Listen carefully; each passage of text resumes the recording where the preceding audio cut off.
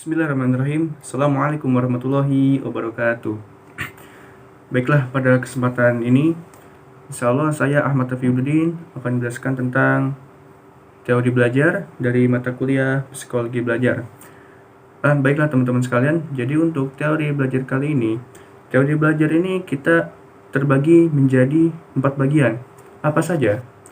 Yang pertama itu ada yang namanya teori behaviorisme. Yang kedua ada yang namanya teori belajar kognitivisme. Yang ketiga ada teori belajar humanistik. Yang keempat ada teori belajar konstruktivisme. Dan yang kemudian keempat materi ini akan saya jelaskan kembali satu persatu. Sebelumnya, apa sih itu belajar? Belajar merupakan suatu perubahan tingkah laku yang seseorang terhadap sesuatu pada situasi tertentu, yang dimana proses perubahan tingkah laku ini yang sebelumnya positif menjadi lebih positif, sehingga hasil dari belajar ini akan menimbulkan suatu output yang baik. Nah, itu sekilas tentang belajar.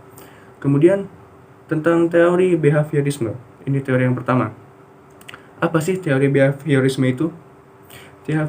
Teori behaviorisme adalah sebuah teori yang dicetuskan oleh Judge dan Banner tentang perubahan tingkah laku sebagai hasil dari sebuah pengalaman.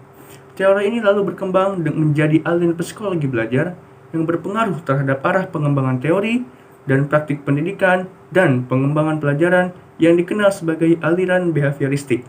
Aliran ini menekankan pada terbentuknya perilaku yang tampak sebagai hasil sebuah belajar.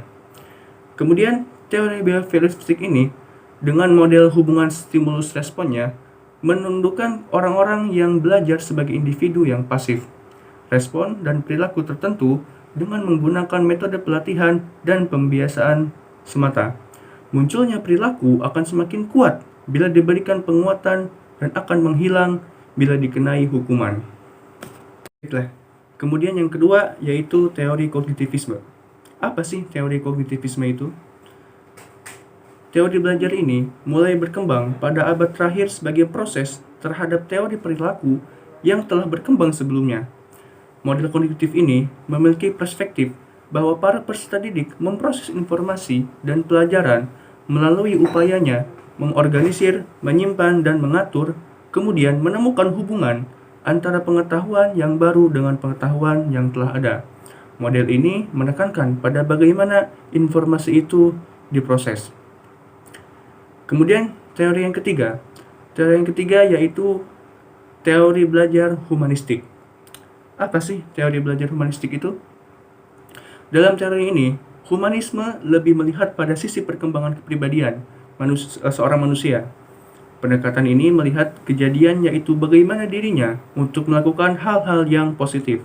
Kemampuan positif ini yang disebut sebagai potensi manusia dan para pendidik yang beraliran humanisme biasanya memfokuskan pengajarannya pada pembangunan kemampuan yang positif juga.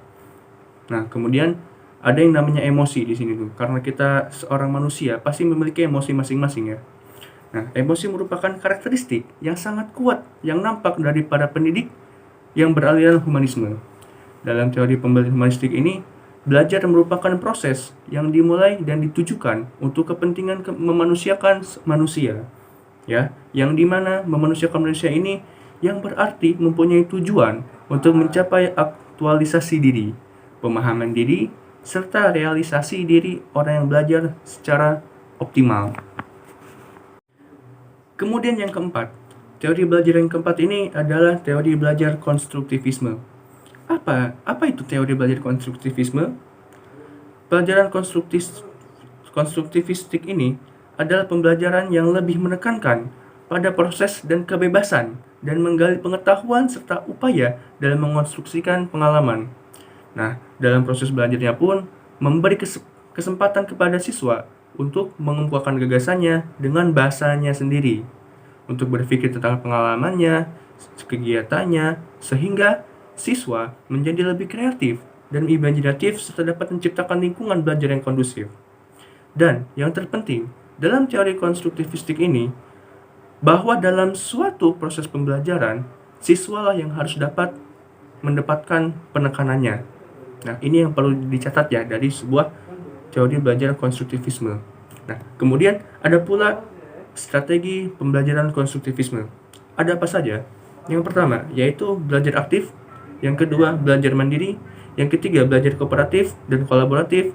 Kemudian, self-regulate learning, generative learning.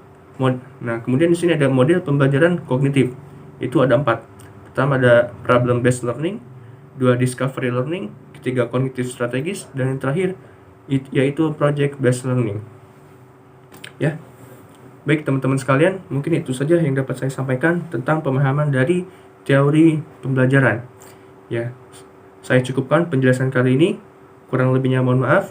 Akhirul kalam. Assalamualaikum warahmatullahi wabarakatuh.